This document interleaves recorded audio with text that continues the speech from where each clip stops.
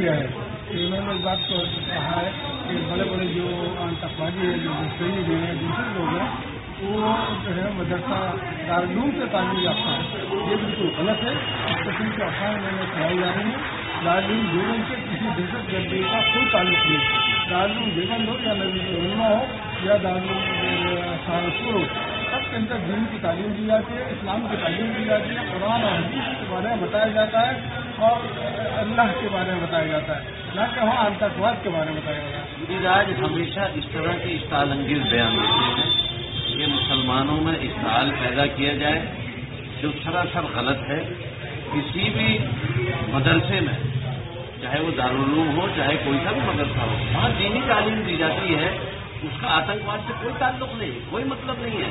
آتنکواد جو سکھا رہے ہیں اس کو گری راج کبھی نہیں بولتے.